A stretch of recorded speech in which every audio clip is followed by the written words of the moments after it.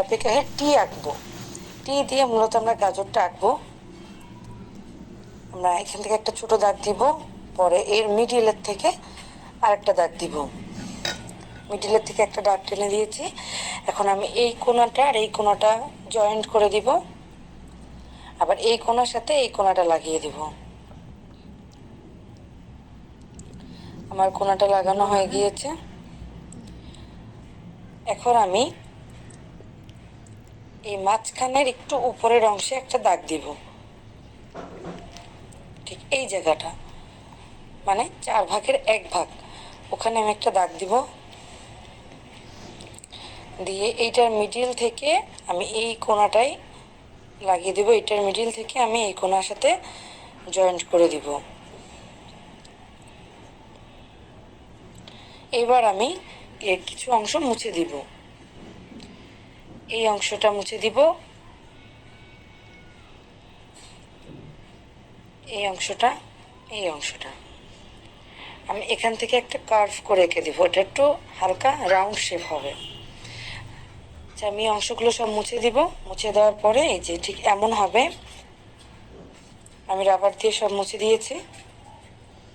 এখন আমি এটা পুরোটা আবার আর্ট করব।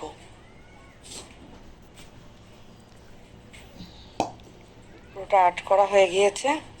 এখন আমি এই যে রাউন্ড শেপটা আর্ট করে নিলাম। এখন আমি এই কোণার থেকে একটা রাউন্ড মতন এঁকে নিব, এটা গাজরের পাতার জন্য। এবার আমি গাজরের পাতাগুলো একটু হালকা রাউন্ড রাউন্ড হবে, একটু বেঁকা বেঁকা হবে, সোজা সোজা হবে না, একদম একদম স্টিল সোজা সোজা পাতা হবে না। এই যে একটু রাউন্ড শেপ করে করে হবে, একটু বেঁকা বেঁকা, একটু বেঁকা বেঁকা করে দিয়েছি। এখন আমি গাজরের গায়ে একটু আজি আজি টেনে দিব।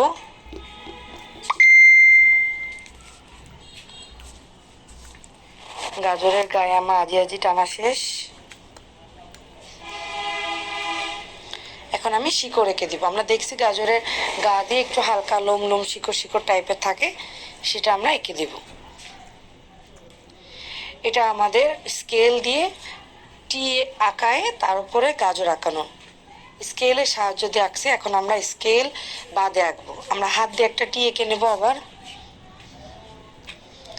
ছোট করে একটা দাগ দিব। এবার যে মিডিলের থেকে আরেকটা দাগ দিব।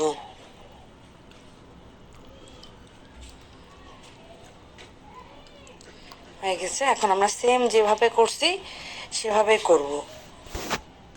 এটার সাথে এই অংশটা একটু লাগাই দিব। দেখাই দিয়েছি বাচ্চাদের সুবিধার জন্য দিয়েছি। আর পাতাটার উপরে মোটা আমরা গাজরের গায়ে আবার আমরা হয়ে গেছে, চলে যাবে। যে বর্ডারটা আমি আগে কালার করে নিচ্ছি। আগে আমরা কমলাটা কালার করে নিব। বেশিরভাগ কমলা হবে, কম ভাগ হলুদ হবে, খুবই কম হলুদ। 3/2 হবে কমলা, 1 হবে হলুদ। যে আমরা চারপাশ থেকে কমলা টেকে নিচ্ছি। এই যে আমাদের কমলা আঁকানো শেষ, দেখতে পাচ্ছ। বেশিরভাগ কিন্তু কমলার একটুর জন্য আমি হলুদ রেখে দিয়েছি। এই যে এখানে এখানে দেখবা সাদা সাদা আছে, এই যে এখানে একটু সাদা, এখানে একটু সাদা, এখানে যাতে আমাদের হলুদ হলুদ কালারটা চলে যায় এবং সুন্দর একটা শেড হয়, এই জন্য রাখা। দেখো আমরা অল্প একটু হলুদ করছি, দেন আমরা এই হলুদের পরেও আবার কমলা কালার করে দিব।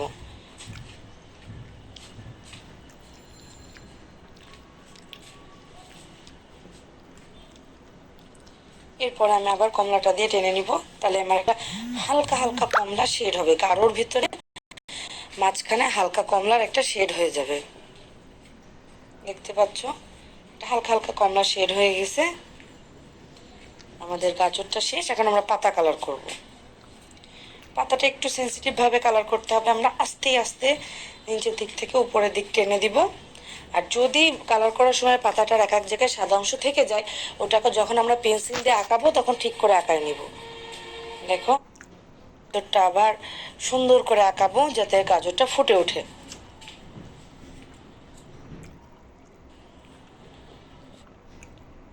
এটা আমাদের স্কেল দিয়ে আঁকানো পুরোটা